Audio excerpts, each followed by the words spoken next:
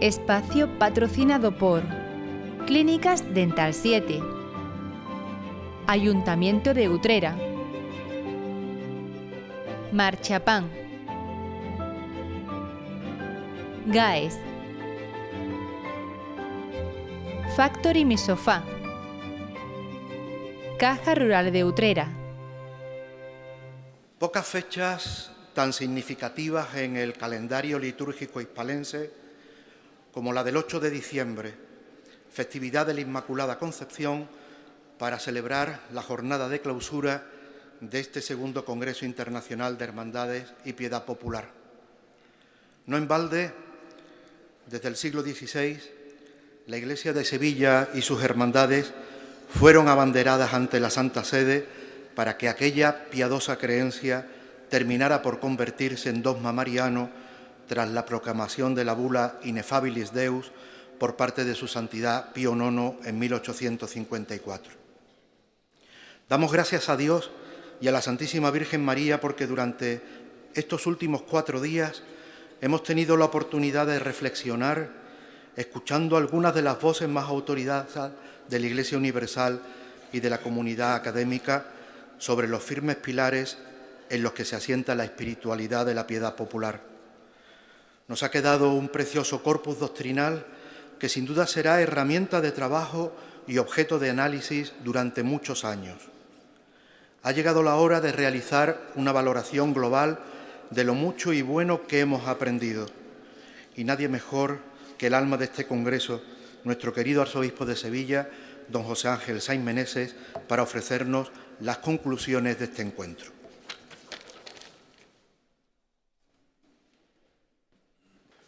Muchas gracias, don José, por tu amable introducción. Buenos días a todos, espero que hayáis descansado.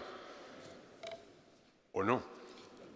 Porque hoy nos espera un día, como decimos en Sevilla, intenso. Pero yo creo que llegaremos con fuerzas a la madrugada y ya mañana podremos descansar.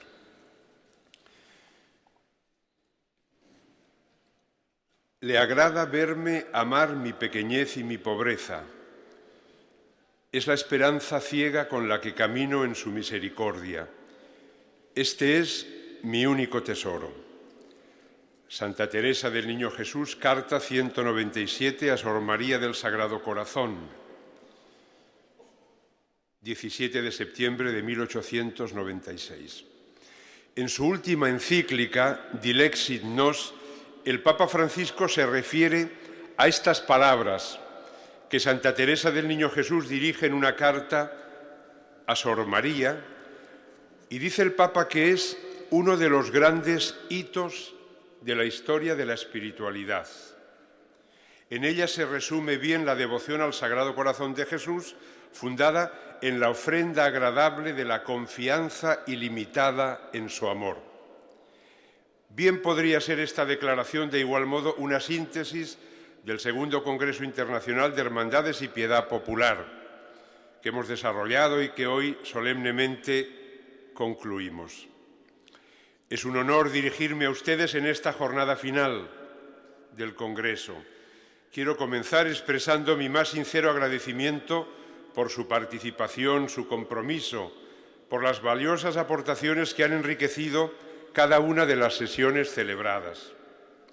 Durante estos días hemos compartido experiencias, reflexiones, aprendizajes que fortalecen nuestra comprensión de la piedad popular como una expresión viva de fe que toca las más profundas raíces de nuestra propia cultura. Gracias a su espíritu de colaboración, este Congreso ha cumplido su propósito de ser un espacio de diálogo fructífero y de crecimiento mutuo.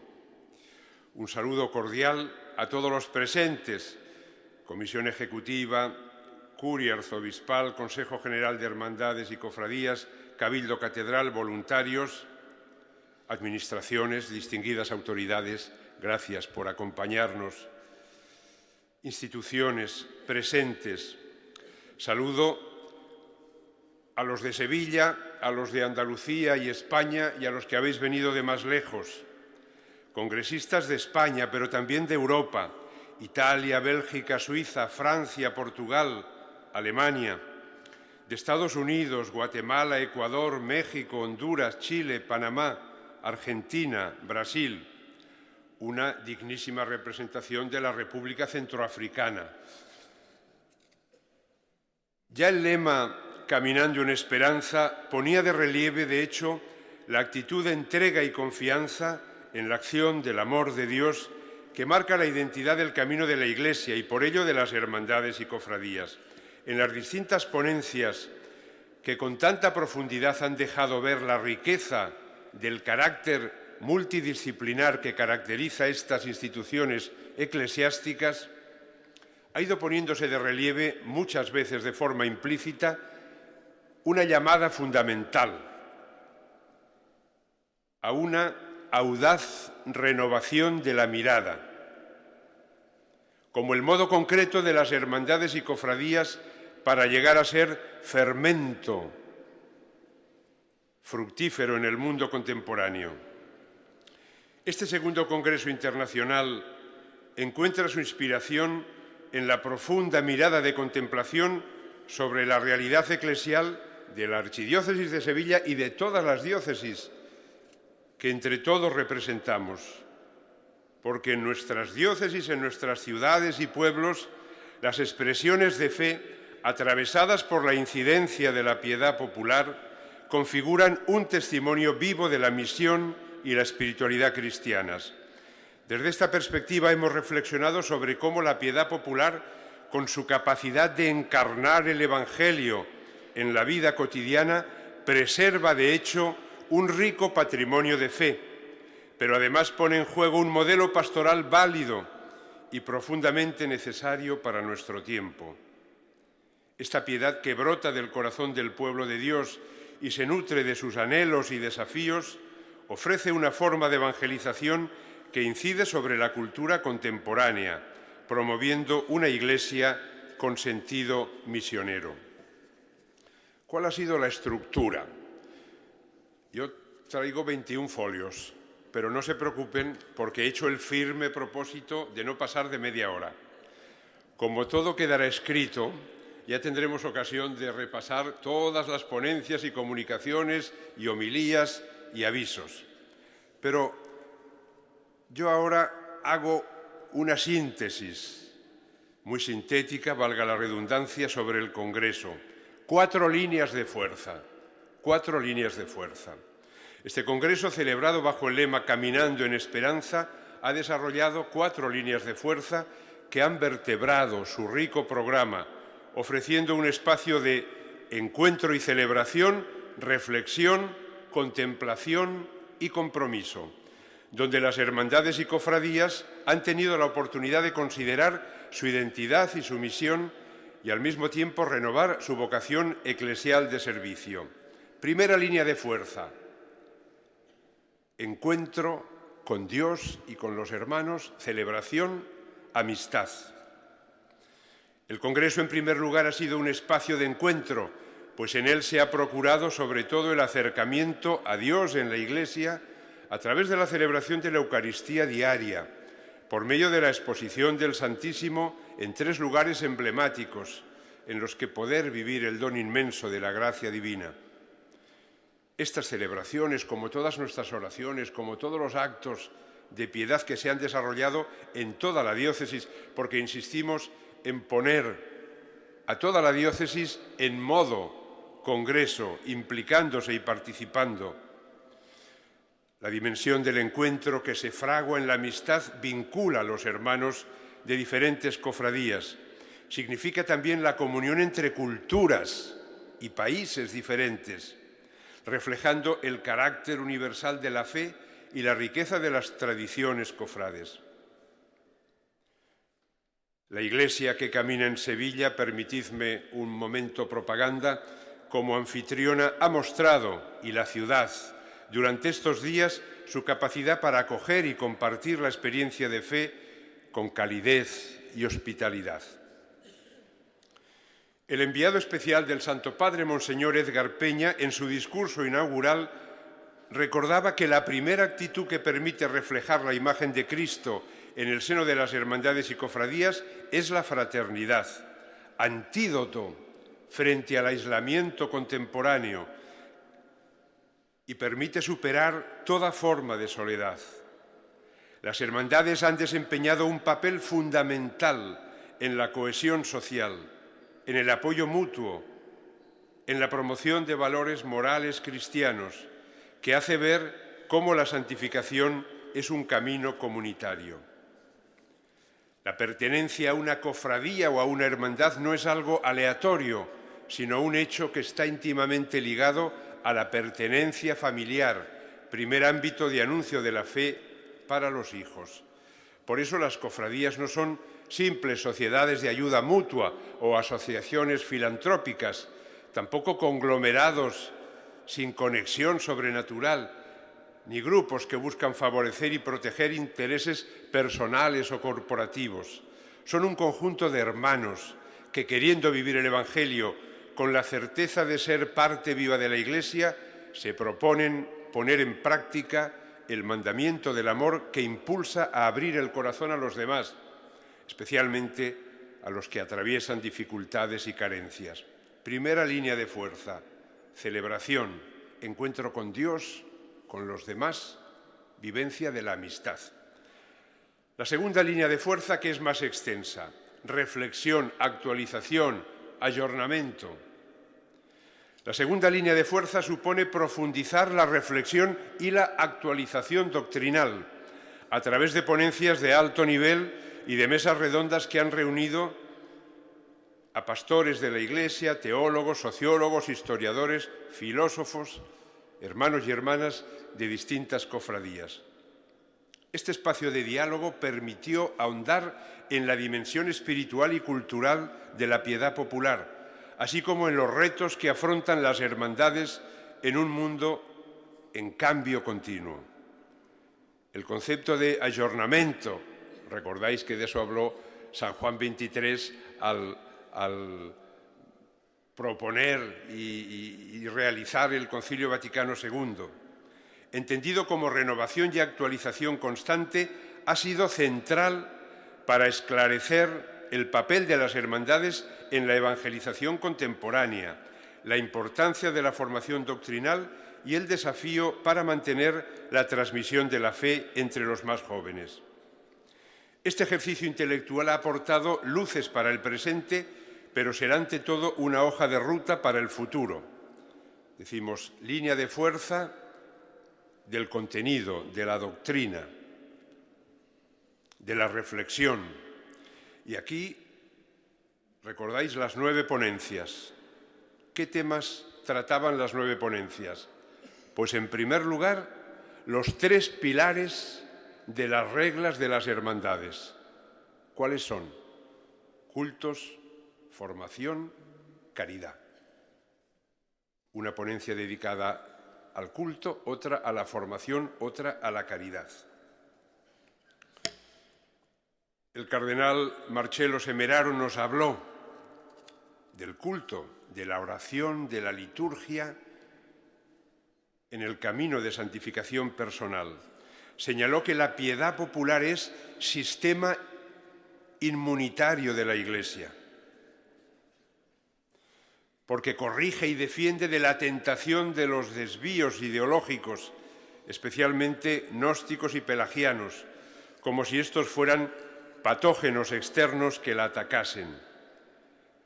Frente al gnosticismo, la piedad popular permite el encuentro con la carne de Cristo y con la ternura y el amor de Dios en el rostro de María Santísima.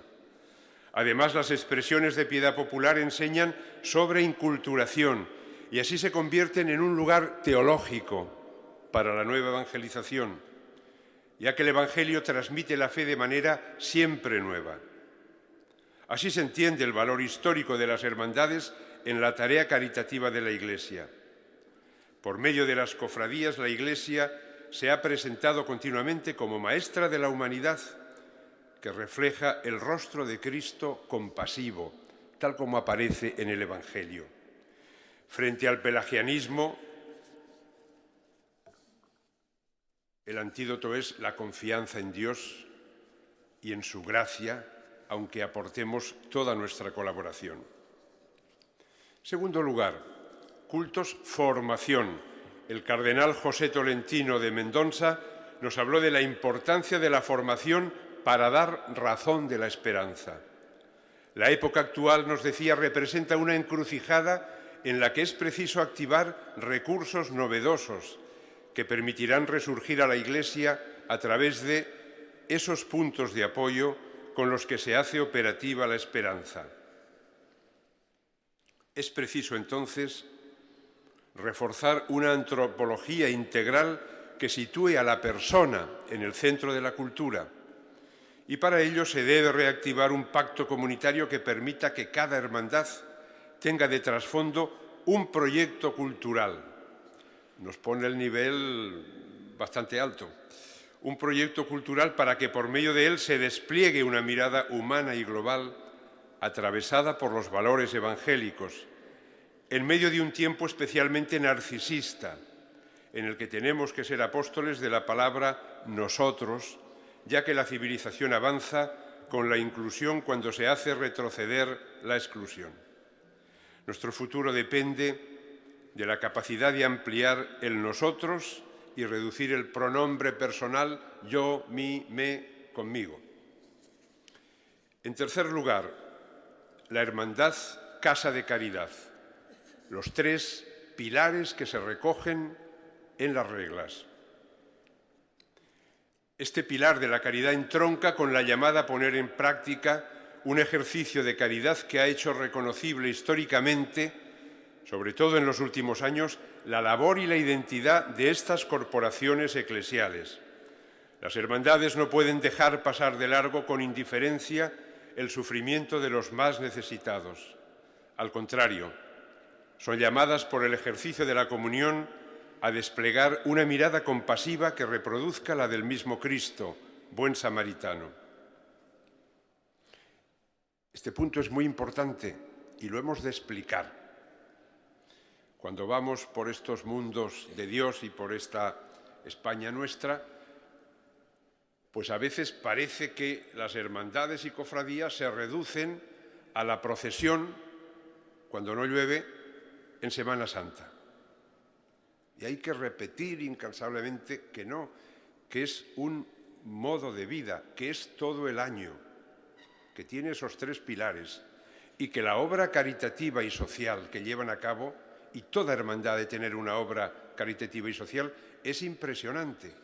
Y lo hemos visto recientemente con la pandemia y lo hemos visto con el temporal y las inundaciones en Valencia y otros lugares en que las hermandades se movilizaron rápidamente para recoger ayuda y se desplazaron muchos hermanos.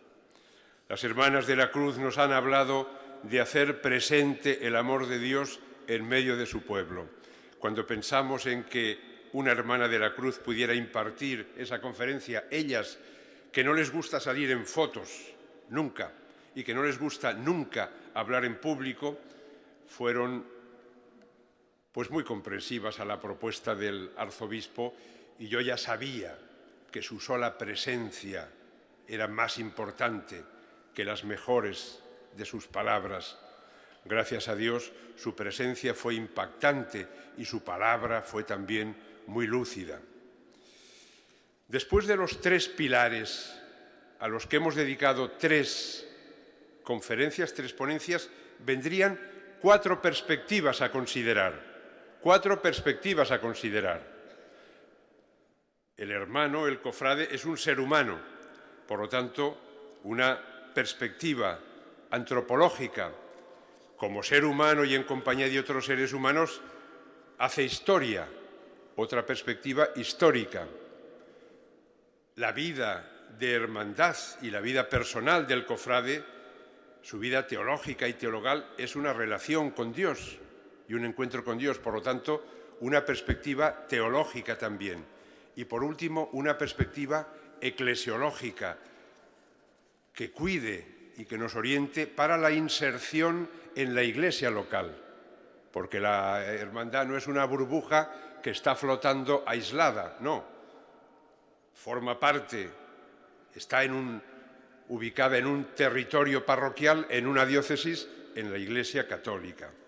Pues en la perspectiva antropológica, el doctor Fabrice Hadjak nos habló de la piedad popular más allá del racionalismo y la superstición. Han sido ponencias brillantísimas, que no eran así sencillitas de entender paso a paso. Por eso nos queda el corpus doctrinal para que lo vayamos leyendo, estudiando, profundizando, compartiendo. Las hermandades tienen una profunda dimensión antropológica, ya que responden en el seno de la Iglesia a la permanente necesidad humana de pertenencia, identidad, trascendencia. Estas instituciones eclesiales reúnen a personas que ponen en juego valores, tradiciones y una fe común, fortaleciendo así el sentido de comunidad. Además, expresan el anhelo humano de encuentro con Dios a través de la Sagrada Liturgia, las procesiones y los actos devocionales que permiten acoger el don de la gracia divina. La convivencia en el seno de estas organizaciones fomenta el ejercicio de la caridad, el apoyo mutuo, la transmisión de la fe y las costumbres morales cristianas que contribuyen al enriquecimiento cultural de los pueblos. Perspectiva histórica. Señor deán de la Catedral de Jaén, Francisco Juan Martínez Rojas, nos introdujo en el recorrido histórico del culto, caridad y evangelización como expresión y devoción en la historia de la Iglesia.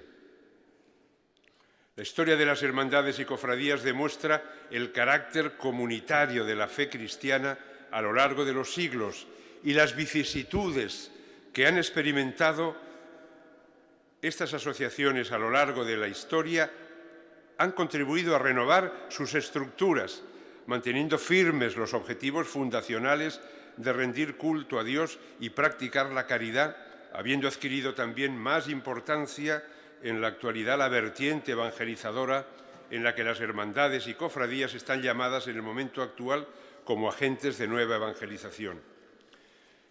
Cardenal Farrell, prefecto del Dicasterio para los laicos, familia y vida, en una conversación en el claustro de Palacio, claro, él destacaba mucho porque de su dicasterio dependen todos los movimientos, asociaciones, comunidades y todos los nuevos movimientos que se van creando. Y él decía, pero es que las hermandades son las realidades eclesiales y los movimientos desde hace 5 siglos y han sobrevivido a guerras, persecuciones, epidemias, penurias, y ahí siguen. Aquí en Sevilla yo siempre digo que la que no celebra 300 años celebra 350. Ya celebrar 25, 50 es un hito importante, pero es que aquí ¿cuántas veces se celebran 2, 3, 4 siglos? Eso es algo de un valor extraordinario. Perspectiva teológica. Voy a controlar el tiempo. El doctor Carlos María Gali nos ha guiado para recorrer 3 momentos. La piedad católica popular como una expresión de la religión cristiana en una cultura que se nutre del sentido de la fe del conjunto de los fieles y constituye un lugar eclesial para pensar una teología teologal e inculturada. Y la perspectiva eclesiológica. 4 perspectivas: antropológica, histórica, teológica, eclesiológica. El doctor Dario Vitali, a partir de una interesante analogía, nos propuso ofrecer 3 rosas. La primera de ellas es la Iglesia, la segunda las hermandades y la tercera la Virgen María. Y después eran 9 ponencias, 3 pilares, 4 perspectivas, 2 proyecciones: evangelización y vida cofrade, misión y santificación. Por un lado, el cofrade está llamado a la santificación y la vocación bautismal común a todos los estados de vida en la Iglesia tiene 2 aspectos. Todos, por el bautismo, estamos llamados a la santidad y al apostolado. Pues esa dimensión que es transversal y que la paso más rápida es muy propia ahora. Por un lado, la llamada a la santificación personal, por supuesto, y la llamada a la evangelización, que en estos últimos tiempos vamos considerando, y como los papas nos van urgiendo a que las hermandades han de comprometerse en la acción evangelizadora de la Iglesia, pensábamos hace un tiempo que quizá era como un cuarto pilar: cultos, formación, caridad y evangelización. Pero la propia reflexión que vamos haciendo últimamente nos lleva a pensar que más que un cuarto pilar es un elemento transversal, porque el culto de por sí tiene fuerza evangelizadora, sobre todo el culto externo, que más fuerza evangelizadora que una procesión vivida como debe de ser. Ahora, ahí no debemos perder las esencias. A mí me gusta recordar que una procesión no es un desfile, con todo respeto a los desfiles, ni es un espectáculo, con todo respeto a los espectáculos. Claro que la procesión también desfila y también es un espectáculo porque es algo visual, pero mantener la esencia. Y es evangelizador expresar la fe en medio de la ciudad, por las calles y las plazas de la ciudad. Por lo tanto, la formación es para evangelizar y la caridad evangeliza sin palabras, no requiere palabras. Por lo tanto, esa dimensión evangelizadora, más que un cuarto elemento, un cuarto pilar, sería como un elemento transversal, como también es transversal la llamada a la santidad. Bueno, pues pasamos a la tercera línea de fuerza de este congreso, que es la contemplación, renovar la mirada. Y aquí sí que seré muy rápido. Quien tenga interés, paciencia y tiempo, pues luego ya en las actas ya lo podrá leer. Pero hemos de recuperar. Yo recuerdo, llevaba meses aquí en Sevilla, Misión del Gran Poder, en Los Pajaritos, en los traslados de parroquias. Acabábamos de salir de una parroquia, se puso a llover, hubo que volver a entrar y esperar allí 2 o 3 horas. Yo me quedé sentado en una silla y hicimos un poco de silencio. Se me pasaron 2 horas rápidamente, simplemente contemplando la imagen. Los ojos, el rostro, la boca, las manos, los pies, la posición en camino hacia el Calvario. Eso vale para todas las imágenes. Esta tarde hemos de hacer ejercicio de contemplación. Y sobran las especulaciones, las lecturas, las palabras. Contemplar y entrar en contacto con el Señor a través de las imágenes. Ya sabéis, esto sale aquí, que hubo una crisis iconoclasta en la Iglesia que se resolvió en el Segundo Concilio de Nicea, porque había quien quería eliminar todas las imágenes, porque eso podía parecer superstición o hasta casi idolatría. No, eso se resolvió a través, eso sí que lo leo. Los padres conciliares en el año 787 fundamentaron teológicamente el culto a las imágenes a través del principio de la veneración, que permite una traslatio ad prototipum, es decir, las imágenes tienen capacidad de trasladar, de reenviar su modelo a quienes las contemplan. De un modo análogo a la encarnación del Verbo, las imágenes se erigen en una mediación visible que, no obstante, remite a una verdad oculta y misteriosa. Evidentemente, todo el mundo tiene la experiencia de llevar en la cartera la foto de su madre o de su esposa o de un ser muy querido, y cuando le da un beso a la foto ya sabemos que no está besando un papel, besa lo que significa, lo que simboliza esa imagen. Pues es lo mismo, nosotros no adoramos un trozo de madera o de material mineral, no, es lo que representa, pero sí que se produce como un cruce de miradas, que de eso habló el doctor Gali también, y es un concepto muy interesante.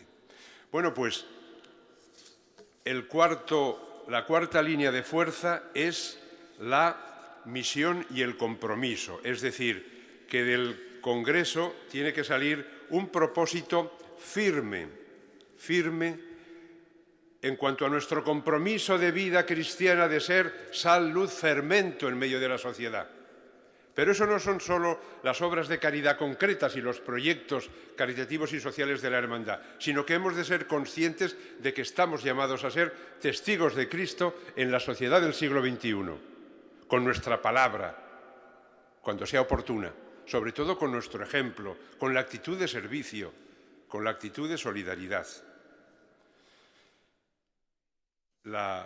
El Congreso tiene una obra social también, que ya se ha explicado y que en la calle Don Remondo será pues como un albergue, un centro para personas sin hogar. Y llegamos al final, que este sí que lo tengo que leer.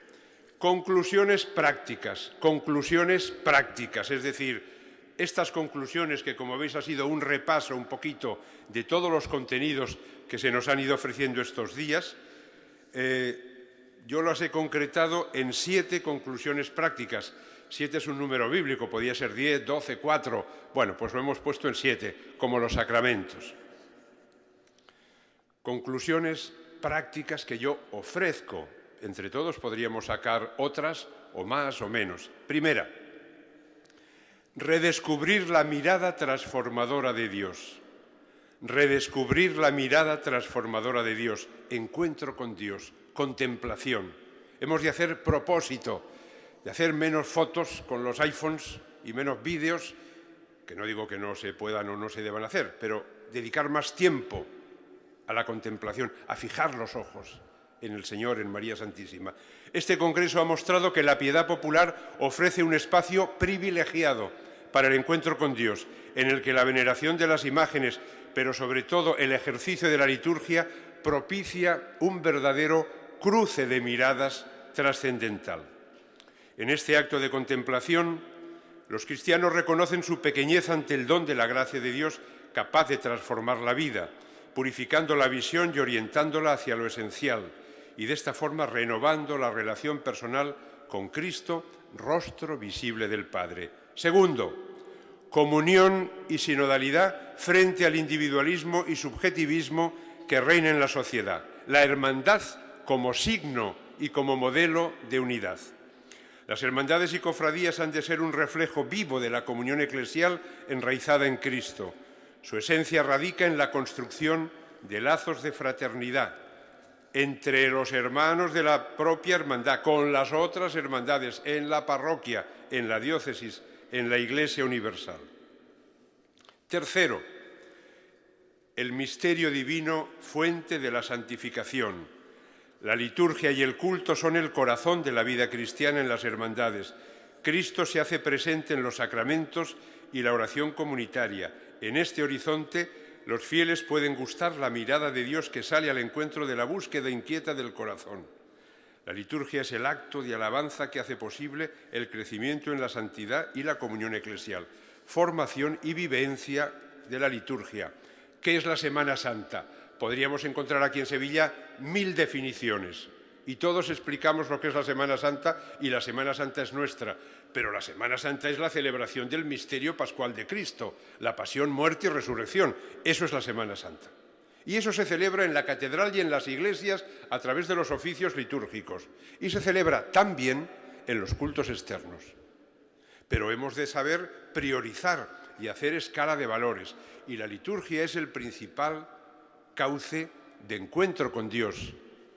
Pero es que liturgia y piedad popular no están reñidas ni son excluyentes, al contrario. Cuarta conclusión, ser fermento en medio del mundo, misión y testimonio. Lo que decía antes, con la vida, con el ejemplo, en la familia, en el trabajo, en el ambiente, con los vecinos. Quinto, hacer presente el amor de Dios en medio de su pueblo. Era el título de la ponencia de las Hermanas de la Cruz. Hacer presente no solo proyectos que pueden ser brillantes y eficaces, no. Hacer presente el amor de Dios, la ternura de Dios, la calidez de Dios en medio de su pueblo, especialmente de los hermanos más sufrientes y necesitados.